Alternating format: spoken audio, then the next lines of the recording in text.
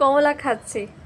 এটা খেতে যেমন সুস্বাদু, তেমনই এর মধ্যে আছে ভিটামিন সি, ফাইবার, আরও কত কি, যা আমাদের ভেতরের ইমিউনিটি পাওয়ারটাকে বাড়িয়ে আমাদের স্ট্রং করে তোলে ভেতর থেকে। আর এর খোসাগুলিও কিন্তু কম উপকারী নয়, স্কিন কেয়ারে বিভিন্নভাবে ইউজ করে স্কিনটাকে গ্লোয়িং করে তোলে। কমলা খাচ্ছি।